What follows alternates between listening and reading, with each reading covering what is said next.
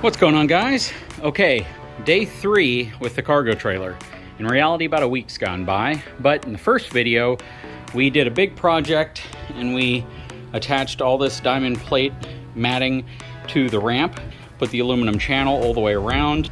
Day 2, we attached it to the portion right here, and we painted the inside of the cargo trailer what's called slate gray, which actually looks really nice. I know it looks a little white, and it's actually a shadow because when you stand right here, it's gone.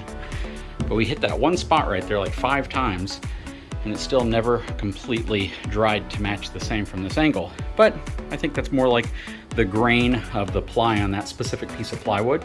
We attached some 8-foot sections of etrack, then a 5-foot section right here, and I have 2 more sections that'll go down.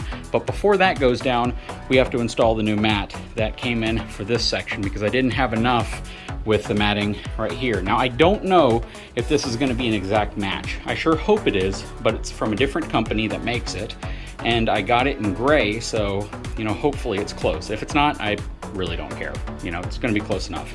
Anyways, let's kick this project off. Be right back.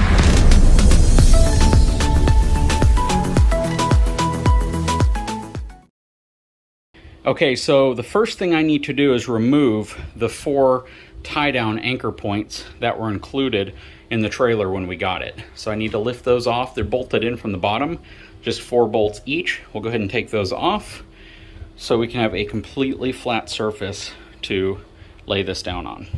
Like a lot of the fasteners on these cargo trailers, it's a 1/2-inch nut that secures it to the bottom of the bolt, and they're right under here. So I'm just gonna loosen those up real quick and actually remove them from the bottom, and then the plate should come right off the top. So we'll start with the first one.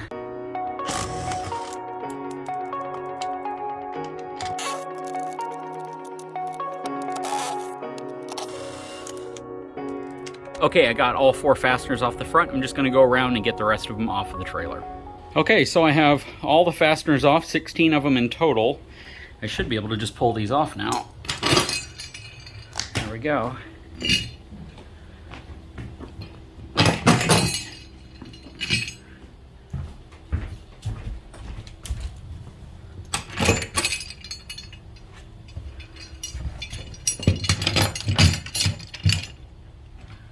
All right, so I got all of the anchoring points off. Now we just need to get the mat unrolled and see how it's gonna fit and how I'm gonna cut it and attach it. I know I'm gonna use spray-on adhesive. I don't know if I wanna cut it right to the edge or if I want it to wrap around a little bit. So once we get this unrolled, we'll be able to tell. Okay, so yeah, getting the box off was a chore. I have it all laying over there temporarily. I'm in luck, it matches. And if it doesn't match, it's pretty dang close. So this roll is a little over 7 feet wide, I believe. I can't remember exactly. Definitely wider than the width of the trailer, and I believe it's 14 feet long. Can't remember exactly, but I know it's longer than the 11 and change feet that the trailer is. It's 10 feet to this point, a little bit longer to this point. So I'm gonna get all the plastic off, get it laid out in here, and we'll see what it looks like. Okay, so obviously it's a little bit different here. This is a slightly darker color. It's also a lot smoother overall, whereas this has a little bit of a texture to it, which you can see. But up here, you can see how it's a lot smoother. I don't think that matters. I think it's pretty dang close, and I think it'll look just fine, especially considering this will be one solid piece covering the back flooring area. And you know, one will be in the shade, one will be exposed, and things tend to look a little lighter whenever they're exposed to the sun. But yeah, this definitely has more of like a graininess to it, and this is definitely a lot smoother overall in texture. This is also a little thicker, and it has like a felt backing to it, whereas this one is just the exposed rubber backing. So a little bit different material, but I think it'll work fine nonetheless. And yeah, we're gonna get it unrolled in here so we can see how it looks. Okay, you know what you're thinking about it, and it's actually nice that this surface right here has that texture to it because this is the ramp, right? You want grip whenever you're going up, and having that little bit of texture is definitely gonna help, whereas once you get inside, you want it easier to sweep out and clean. So, you know what? That's the compromise here, and I think it looks pretty good.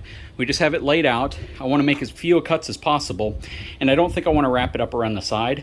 Basically, what I'm going to do is I'm going to cut it to fit, since I already have this edge right here, that edge right there. I'll just need to make 3 cuts. 1, 2, 3, all the way back. So this should go pretty well. Again, I need to cut it first before I started hearing it down. And then once I got it down, I'm going to use some channels to essentially create a trim all the way around the edge of it just to hold it in place. So I'm still not 100% sure exactly how I want to, you know, secure the edge or trim it off. But once we get to that point, we'll see. Anyways, it's looking pretty good so far. Okay, so I have it trimmed down a bit so it's easier to work with, and I made a little bit of a boo-boo. Kind of miscalculated the trim out over here, and I cut it a little bit short, but I'll be able to correct that and put a piece there. You kind of learned how to deal with stuff like that when you do woodworking and things, and you make a little bit of a mistake and you have to figure out how you can patch it up. But I have an idea for it whenever we get there again. But it's already laid down. The next thing I need to do is get it to perfectly fit, trim it off really nice and well, a little bit more carefully this time. Once I have it trimmed completely, I'll pull it back up and I'll use silicone on all of the seams. Now I shouldn't really need to do that because this is tongue and groove, so air shouldn't really be able to work its way underneath the flooring itself through those seams, but I just want to be cautious, and you know, I told you guys that it's the better practice to do, so that's what I'm going to do. But yeah, I just need to cut it down a little bit and trim up the front and get it ready for that, and then I'll pull it back, seal up all the seams with some silicone that I have, and then we'll be ready to lay this thing down with the adhesive, and then I'll fix all that up here in a little bit. It's extremely hot. It's 111 degree heat index with 81% humidity right now. So I am sweating up a storm inside of this enclosed cargo trailer. And yeah, I just kind of want to get this project moving along. So I'm going to cut it to fit and then start sealing up and then be able to lay this thing down. Now, because I'm going to put a channel across this edge, it doesn't have to be exact, but I am getting it pretty close. And if you want to know how I'm doing it, because this thing is symmetrical on each side, I'm essentially following a piece of the diamond tread right there. But again, it's not perfect because, you know, I'm using a razor knife and I'm essentially going straight down it. But right here, I'm essentially folding it against the edge like this. I look for where that seam is, and then I'll just cut along the seam right here, and I can do some fine trimming whenever I get done with this piece. If I mess up too bad, I can always cut this whole front piece off and I can lay a new piece down. There will be a bit of a seam here, but I could always cover it up with an aluminum plate right there as well. But yeah, we're gonna try to get this to match as best we can.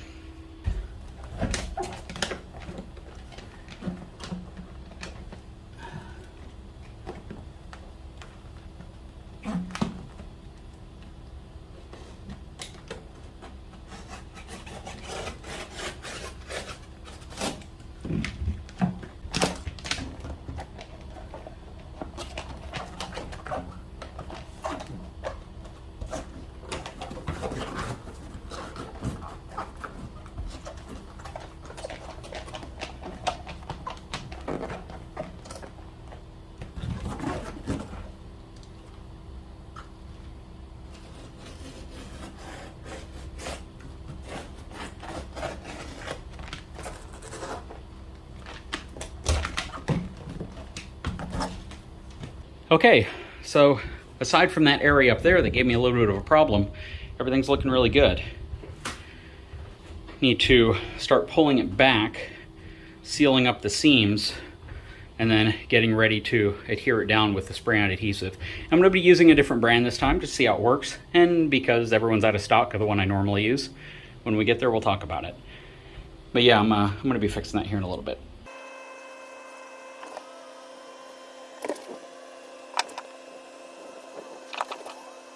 Okay, so I have all the silicone laid down. Should seal up really well, and it's drying pretty quick too.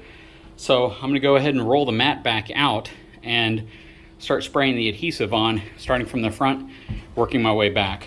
Okay, so I changed it up a little bit. I'm actually going to start from the back first, since I have that perfectly straight line to work with. I'm going to fold it up, and then I'll roll it up from the front and kind of work my way towards the front. I think that would make a lot more sense. So we're going to go ahead and get started, and I'm going to be using this Loctite Professional 300 spray adhesive. So this is the strongest spray adhesive that Loctite makes, at least available at Lowe's, and it kind of compares against the 90 series from 3M. So we'll see how it works.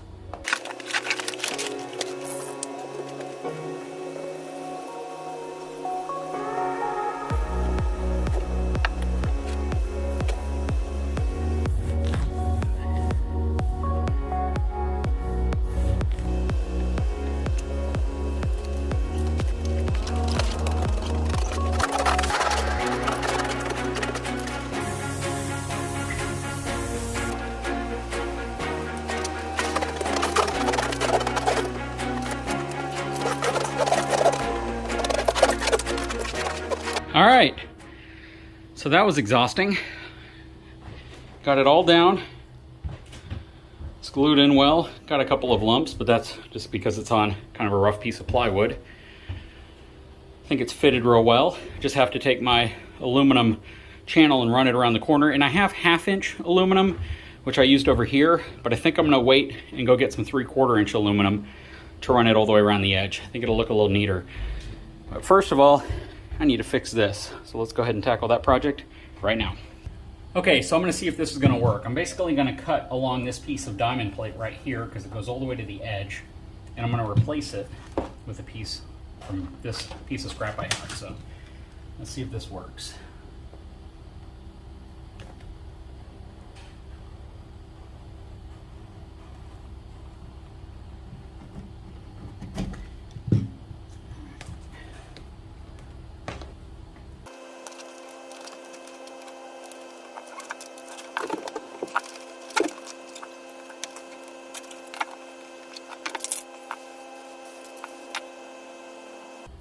Okay, that should be good, because as long as I'm within 3/4 of an inch of the edge here, whenever I put the angle iron in the edge here, it's going to cover up that gap. So I'm going to let the glue dry, and that should work out well. All right, so everything's laid down. Just need to go out and buy the 3/4 inch angle channel to go around the very edge of it. And then I'm going to put a piece here at the bottom as well. I didn't want to remove that because it tucks underneath the edge here, and they have it sealed with sealant, so I'll just overlay another piece right on the edge. Got the holes cut out for the mounts to go back. Just need to put the mounts in, drill the holes, drop the bolts, tighten them up, and then we should be done for today. I might go ahead and put the etrack in as well, but we'll see. Okay, so I have the tie downs in place. I basically just laid the plate down, used a drill, drilled the hole through the rubber, and dropped the bolts in. Just need to get back underneath and tighten them all up. I know a lot of times I don't show you maybe every little drilling step like you might see on a lot of channels, but I kind of presume that if you watch my channel, you probably more than likely know how to operate a power drill. Anyways, guys, I'm going to tighten these back up from the bottom and then see if I want to put the etrack down. Let's find out, see how much light I have. All right, got them all clamped down in place or fastened. Okay, so here we go. It's getting really dark outside now, or a lot darker. So the inside's naturally getting darker. I want to give a big shout out to my sponsors at etrailer who provided all this etrack you see here. The flooring I purchased off of Amazon. I'll put a link in the description if this is something you're interested in. And it's very competitively priced too, so if you're looking for it, it's a good source. I have some more etrack accessories that etrailer's providing because they wanted to demonstrate the different things that they carry. I have some etrack straps that I'll show you in that video as well. I got another piece that'll go here, a piece that'll go here, and maybe one more up front right here because there's several different things I want to be able to secure from multiple points, and that's the reason for so much etrack. And then I got some accessories that'll hang on the wall, so whenever all that stuff comes in, I'll do another video on it. And I may go ahead and finish the track up in another video as well, or at least the edging that goes around. That's not going to take too long. That's just some really short stuff, but I got to get the stuff in first. Anyways, guys, sorry for showing you such a dark image. So yeah, I'm almost done with the trailer, at least on the inside. Then we'll be ready to strap things down. It's a really awesome trailer, and I'm digging this 10-foot trailer because it just allows me to carry so many different things and really augment the bed of the truck with, you know, so much more storage that's also protected because of the roof. Anyways, guys, I sure hope you enjoyed this video. I'll put links in the description of this video to all this different stuff that's inside of here. And you know, if you're looking to do this to your own trailer, it's really not that expensive. I mean, all in all, if you were gonna pay for everything in here and get it all done, painting, you know, all the etrack, the flooring, you're probably around $600. It's just not that expensive. Anyways, guys, I sure hope you enjoyed this video. If you haven't had a chance, please take a moment, subscribe to my channel, give me a thumbs up, and we'll talk to you again very soon.